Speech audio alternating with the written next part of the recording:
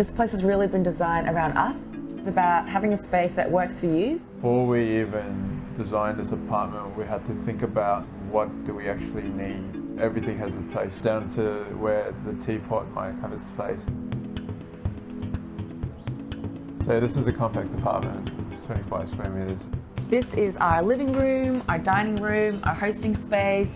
It's all in one, and so we've had That's where we sleep as well. Yeah, correct, over there. Sydney's property market has really caused us to think creatively in terms of where we live and how we live. We have tried to fit out this place so that the storage suits the things that we have, not more, not less.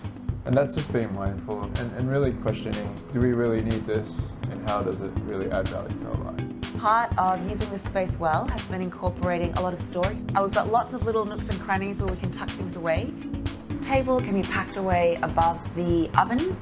We can reconfigure the space depending on what we're doing and depending on our needs. This screen door here can open out so that you can watch TV while sitting on a couch, or it can close and watch TV from bed. After we wash the dishes, we put them away above the sink. That's a good use of space.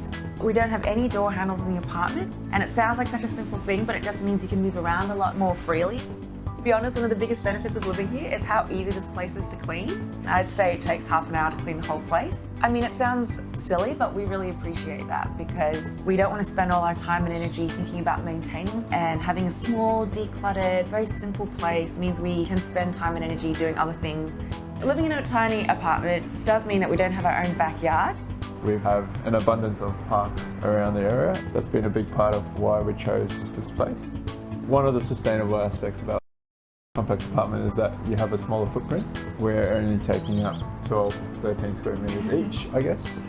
We need to be conscious about how we live and the way we live in a space, and definitely push for sustainability when we can.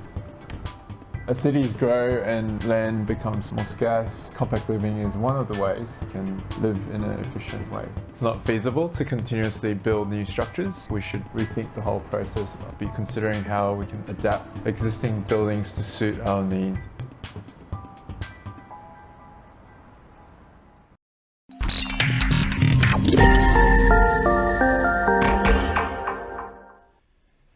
Hi and welcome to a brand new show. This is presented by realestate.com.au, all about digital marketing. That's why we're calling it the Digital Marketing Show. And this week we're talking to Imogen. Is it Ball or Callister, Imogen? I know. It's Callister now. Yes. Well, so many people know you as Imogen Ball, but we'll now call you Imogen Callister. So congratulations too. Thank you so much for that. It's hard to change your name. I've been Ball my whole life, but it's finally time.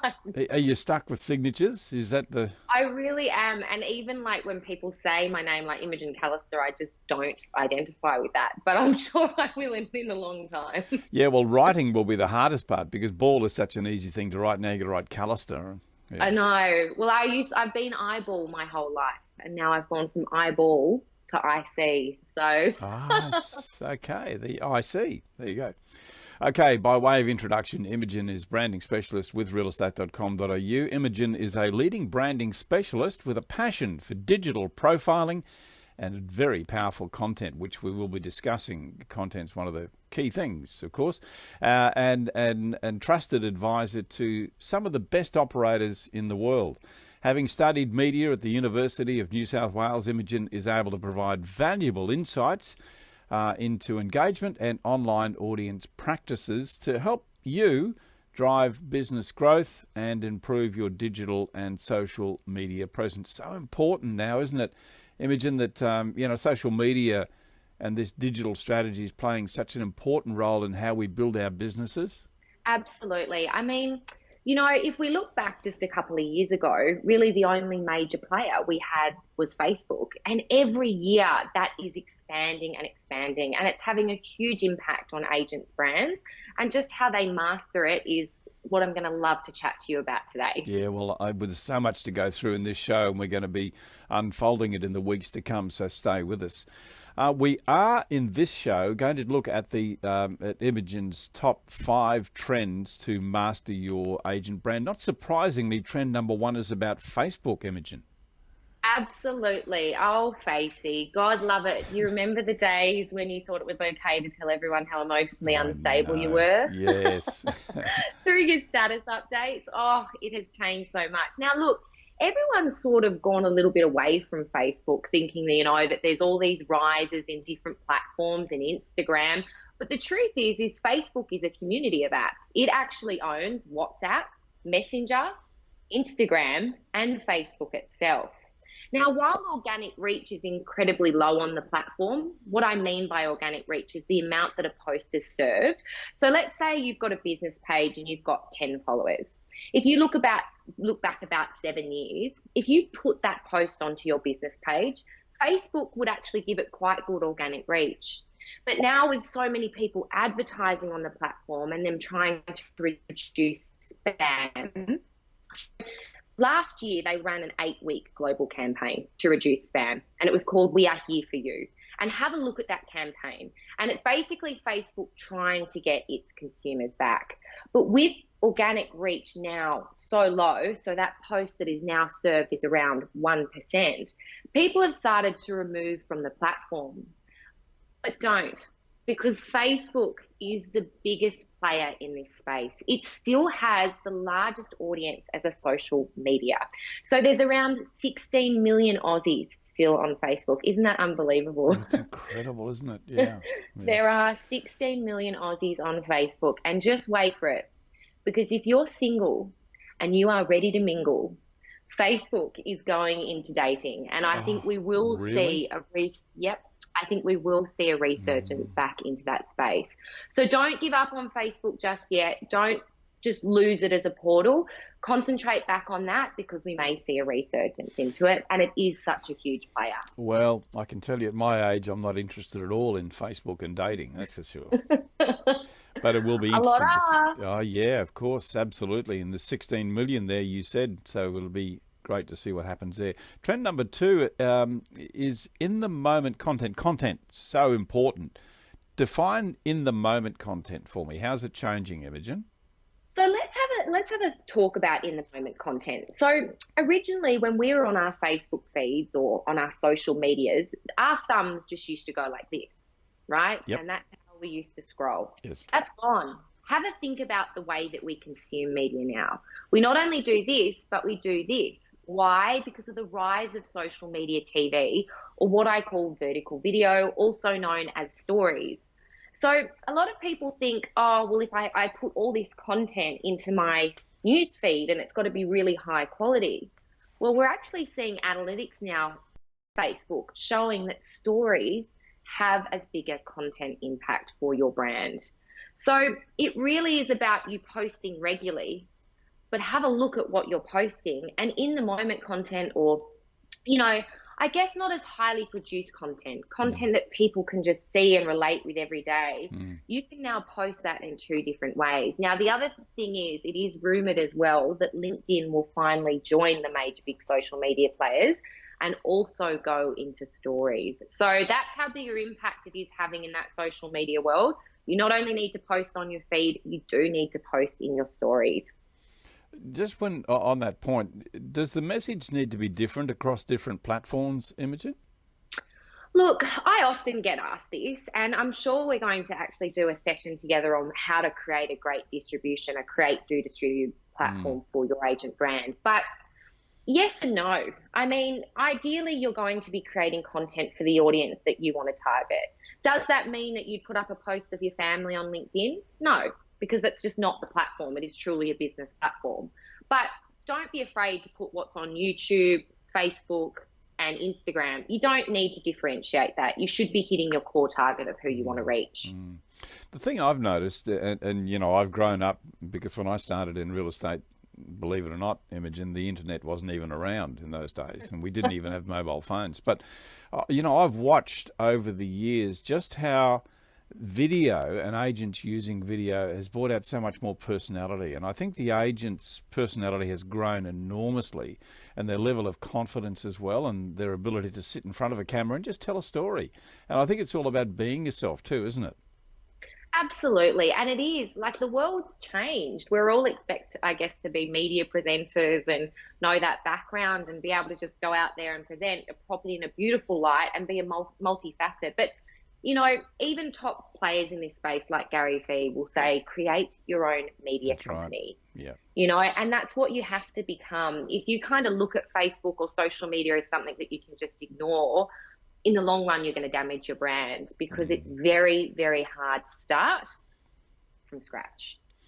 Absolutely. Let's go to trend number 3 now, and this is, well, I'm not surprised where it sits. AI, artificial intelligence. What sort of a role is that playing? Look, artificial intelligence is becoming huge now. A lot of people have constantly talked about personalization, personalization, personalization. And that does still exist. But artificial intelligence is actually optimizing us to better connect with our customers. So one form of artificial intelligence is things like chatbots, which you would see on websites. Now, Facebook has just launched its own artificial intelligence. If you haven't got all on your business page, please go and have a look at that today. It is very easy to set up. But we live in a world now where we want customers, or we want to feel as customers that we are automatically responded to because we demand that. Media now allows that. So a lack of efficiency in your brand can actually really damage you because your customer is expecting you to get back to you. We know from realestate.com.au, if you reply to a lead in a certain amount of time, you're far more likely to, you know, get that lead over the line. Yeah. But if you leave that lead sitting there for hours on end, you're not as likely to convert that lead. And it's the same when your customers are on your social media platforms or experiencing anything. So AI will always drive that intelligence and that kind of personalization with your customer. So do definitely look into that space. There's also a form, I guess, of retargeting as well. So if you don't know what retargeting is, it's also known as remarketing. And it's basically whenever I'm on your website, I'm able to collect your details. So my easiest way to explain this is for my females out there, it's you go on and you have a look at a pair of shoes, or you go on and you have a look at a handbag. And all of a sudden you're on your Facebook and you're like, there's that handbag being reserved to me. Yep. That is retargeting. It's me collecting your details and me going off and reserving that to you. So that is a very, very powerful tool to create effective frequency in your marketing plan. So what effective frequency is the amount of times that you need to be seen to be recognized as a brand. And it is very, very, now a lot of people go, oh my God, retargeting, it's just too hard. Do you know what I mean? Like I can't set that up on my website. And at realestate.com.au, we are really workshopping that space to make it easier for agents. We actually have 2 products that they can look into, which I'm about to announce one, which I'm super excited about. But the first one is Audience Maximizer. Now, Audience Maximizer is basically for buyers and it's a great tool for agents to be able to go out and get vendor paid advertising and then retarget that audience again and get their face back in that customer's mind. And also, really, really exciting, realestate.com.au is about to announce the launch of a new product, hot off the press, Agent Reach, which is very much personalised just to an agent's brand. So it's about using our seller data and putting you back into that customer's space. Well, there you go. You heard about it first here. And retargeting, I think that's... I've always objected to the name because I think it gives the wrong inference. I tend to look at it as finding out what people like, what they're interested in, and then serving it up to them so that you're really becoming, you're getting to know them in a much better sense, Imogen. Well, you know, it's about wanting to see ads that we want to see. That's right. And if you think about it, selling to people that want to be sold to or are interested in that product is going to be so much easier than selling something to me where I'm really not interested in it. Yes. So it is highly effective, and it's probably one of the most, I guess, powerful forms of marketing in today, because we don't see an ad and go, oh my God, that's so annoying, I don't want to see that, block it. We kind of take it in. Yeah. Yeah, it's a bit like, spray and pray, which is what we used to do, giving people stuff they're just not interested in. But at least with this, we're able to work with them and show them stuff that they are interested in because they've actually inquired about it in the past. So I think it's very good. I do love that saying. You know, it's one of the best things that digital provides for us. It stops that spray and pray approach because we can look at analytics. Absolutely. Which takes me into our next trend, which is something that I hadn't heard about, but when I read about it from your notes, it made so much sense. Tell me about Omnichannel. So look, Omni is a bit of a buzzword in marketing, and I often see it thrown around with digital thought leaders. But Omni is basically the idea of creating a seamless experience across your brand. Now, if you have a think about it, it's often related to products. But if you have a look at a product, the way that that's served to, I guess, your audience is different because we have 3 different platforms. We have laptops or desktops, we have tablets, and then we have mobiles. And at realestate.com.au, like, we are so proud that we can work on that space to constantly deliver the best to our customers. But for an agent's brand, you know, look at yourself from a mobile device, look at yourself from a digital, you know, a desktop, and look at yourself from a tablet and see what information is served, because it can often be different and shown in different ways. But the biggest part of Omni marketing for me when it comes to personal branding, and this is the key, is we often, because we're small businesses and we're highly focused and prioritized, we often forget, you know, we go on, we sign up to LinkedIn and we're like, oh yes, you know, great, another platform. But then we forget about it. Now, I was with one of the top agents in this country recently. I did a digital health check. LinkedIn said he works for someone else. There is 11 million Australians registered on LinkedIn in Australia, but only 4.5 log in every month. Are you part of that statistic with an incredibly bad profile? Wow. If you are, get rid of it. It's not doing you any favours. Why? Because it just means when a vendor or a customer is researching you, you look at your worst. So Omni marketing is ensuring that your brand, or whenever it's experienced by someone, is just seamless. And you need to do that to ensure every time a customer is researching you, they're experiencing your brand at its best. So, because quite often we think we're doing well on social media, but we're not looking at it through the eyes of the user. You know, we're just looking at it through our own eyes. We get addicted to posting, and we get this kind of, oh, I got to post, which I do. I love to set up KPIs and targets for those that I work with. But digital health checks, I know everyone thinks people make life-changing decisions on Facebook and Instagram. We don't, unless it comes to a nude or a vegan bowl. We do we do make life-changing decisions on Google. That's when we're making it. And a world-class agent brand starts there. I really, really want to drive that home. Don't just focus on your social medias. Remember, Google is the largest player in this space.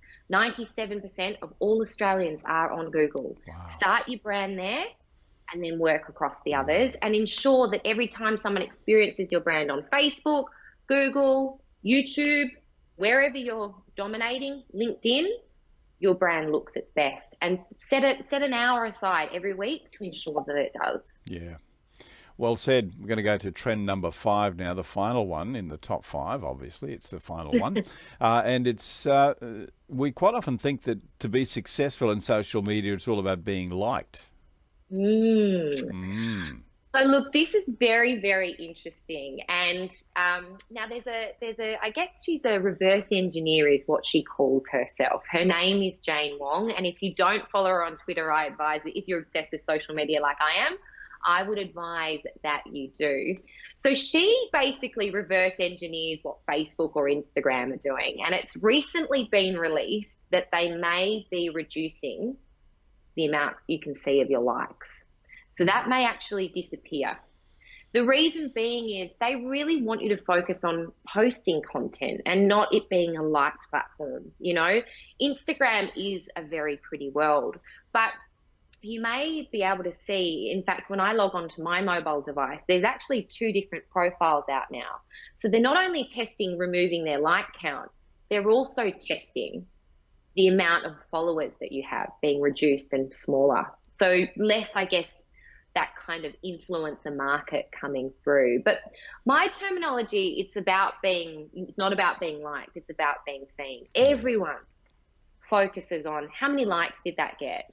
you know. And I often say to people, you know, people always say to me, Imi, I see you everywhere. You're all over my social media. Like, I see you here. And I'm like, oh, you didn't like it though. And they kind of, I do it for a laugh. And they're like, oh, no, I didn't. I'm like, but it's not about being liked. I don't care that you didn't like it. I care that you saw what I was doing and you saw my growth and attraction. And it's the same for agents. If you just prioritize how many likes you get on a post, you're not doing the right thing. Have a look at Facebook analytics and have a look at Instagram analytics. There is so much that you can do there. And the amount that the post is actually served, impressions, is more important than the likes that you get. Yeah, we get weekly reports, you know, trend reports from all of them to tell us how we're going, and it's got nothing to do with likes. So. No, and look, Facebook and Instagram, they are now a pay-to-play space. You're not going to get attraction unless you do set aside a digital marketing budget, and on that, you need to master Ads Manager. But, you know, at the end of the day, it's not about being liked. Just be seen, just post on those social platforms and strip away all that fear that you have. Imogen, we like you, that's for sure. Thank you so much, Imogen. It's been great talking to you, and digital marketing for realestate.com.au with Imogen Callister. And we'll return again next week. Imogen, thanks again for your time. Thank you so much. I look forward to next week.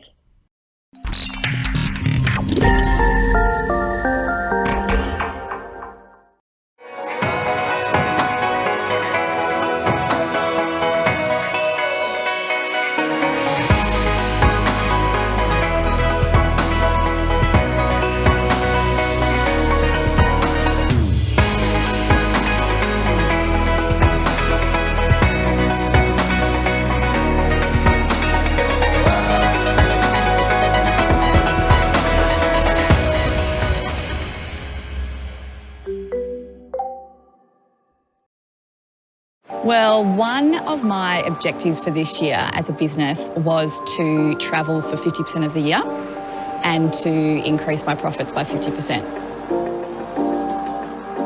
The first thing I do when I get anywhere, doesn't matter if I'm there for one night, I will unpack. I'll get everything out of my bag, pop in the drawers and make me feel like that's my room and feels like home that way. The best thing about being a digital nomad is being able to prioritise life over work and really living it to its absolute max. My average work would be around 4 to 5 hours a day. Has definitely made me more efficient, can fit into a day what I would fit into a week in an office. There's no interruptions of people coming to your desk, phone calls. So my top tips for travel would definitely be to travel light and don't take a carry-on suitcase, take a really lightweight bag. Secondly, would be to try and stay in routine, whether that's having the same breakfast, working in exercise. It'll keep you from getting exhausted. The best way to keep in touch with my friends and family when I'm away is definitely through social media. I think the way the world's moving in terms of business, everyone's really mobile, and I think work-life balance is something that people really value.